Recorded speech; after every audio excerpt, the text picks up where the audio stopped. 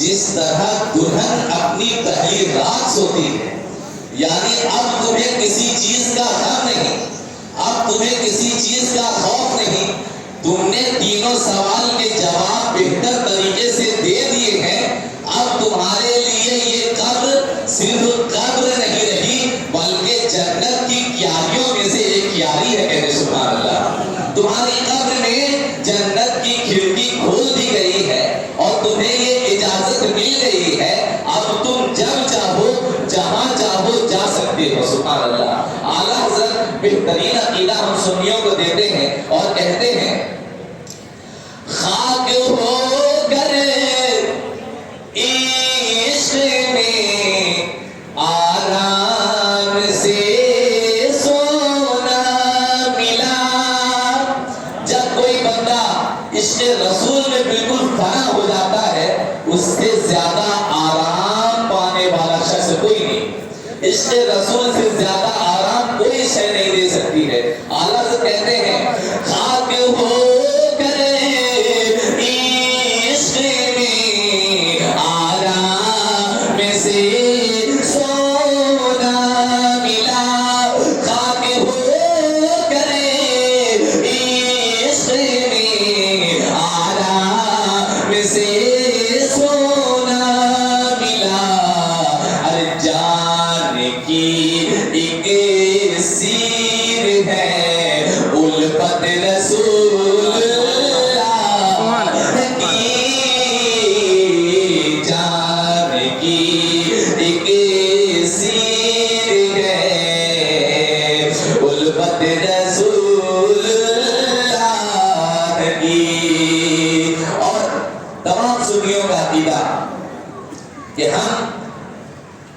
حضرت ابوبکر صدیق کو بھی مانتے ہیں، حضرت عمر فاروق کو بھی مانتے ہیں، عثمان غنی کو بھی مانتے ہیں، مولا علی کرم اللہ وجہہ الکریم کو بھی مانتے ہیں، بلکہ کہہ لیا جائے تمام صحابہ کرام کو بھی مانتے ہیں اور رسول اللہ کے خاندان یعنی آل رسول سے بھی محبت کرتے ہیں۔ سبحان اللہ۔ تو ہم سنیوں کا یہ عقیدہ ہے۔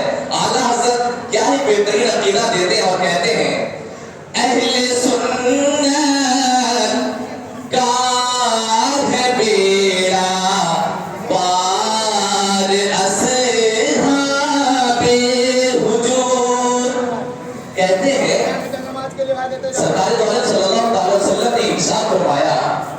کہ اصحابی کا نجوم اقتدیتم اہتدیتم، کہ میرے تمام صحابہ ستاروں کی مانند ہے، ان میں سے تم جن کی بھی اقتدا کر لو گے اقتدیتم اہتدیتم، ہدایت پائے جاؤ گے۔ صحابہ کرام کو نجم یعنی ستاروں کے مانند کہا اور آل رسول کو سرکار دو عالم نے سفینے کے مانند کہا۔ سفینے کا مطلب ناؤ، کسی بھی دریا کو پار کرنے کے لیے آپ کو ناؤ کی بھی ضرورت پڑے گی اور آسمان کے ستاروں کی بھی ضرورت پڑے گی، کیونکہ اگر ستارے نہیں ہوں گے تو آپ راستہ نہیں دے سکتے۔ اعلیٰ حضرت دونوں کو ایک ہی شعر میں اس حدیث پاک کی تشریح کرتے ہوئے کہتے ہیں اہل سنت کا ہے بیڑا پار اصحاب حضور، اہل سنت کا ہے بیڑا پار اصحاب حضور۔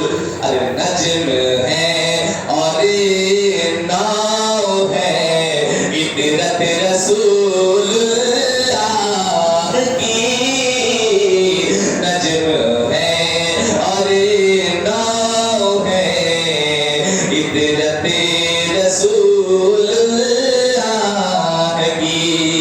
لہذا اے غلاموں عقیدہ بناؤ کہ ہم کسی صحابی کی شان میں گستاخی نہیں کریں گے اور کسی آل رسول کی بھی شان میں گستاخی نہیں کریں گے، بلکہ صحابہ سے بھی محبت کریں گے اور آل رسول سے بھی محبت کریں گے۔ یہی سنیت ہے، یہی اسلام ہے، اور جو اس عقیدے پر قائم و دائم ہے حشر کے دن اسی کا بیڑا پار ہے۔ کی ناؤ ڈوبنے والی ہے. لہذا عقیدہ سنبھالیں. اب آخری میں شعر پیش کر کے انشاءاللہ کچھ باتیں آپ کے سامنے اور پیش کروں گا. اعلیٰ حضرت کہتے ہیں مقطع میں کہ اے رضا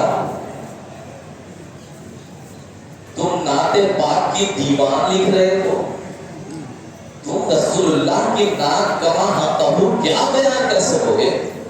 تمہاری کیا حیثیت, تمہاری کیا بساط کہ تم رسول اللہ کی ذات کو کما حقہ بیان کر سکو؟ تمہاری کوئی حیثیت نہیں. بڑے سے بڑے آئے اور چلے گئے, لیکن رسول اللہ کی حیثیت کو کما حقہ آج تک بیان نہیں کر پایا کوئی. کیا تم نہیں دیکھتے کہ جب نبی کریم صلی اللہ تعالی علیہ وسلم کی مدح سرائی میں وہ ذات اتر چکی ہے جس نے نبی کے شان میں اور نبی کی نعت میں پورا قرآن پاک اتار دیا, نبی کے چہرے کو وضحا کہا, نبی کے زلف واللیل کو واللیل اذا سجا کہہ دیا, نبی کی آنکھ کی تعریف کی, نبی کی آنکھوں کی ناک پڑھنی چاہیے تو نجم کہہ دیا. کبھی وہی رب اپنے محبوب کی تعریف کرتے ہوئے طٰہٰ کہہ رہا ہے, اسی قرآن میں کبھی اپنے محبوب کو یاسین کہہ رہا ہے, اسی محبوب کو اسی قرآن میں کہیں یا ایھا المزمل کہہ رہا ہے, کہیں یا ایھا المدثر کہہ رہا ہے. کیا تم نہیں جانتے کہ اللہ تبارک و تعالی نے نبی کی مکمل سیرت کو ایک قرآن پاک میں جمع کر دیا؟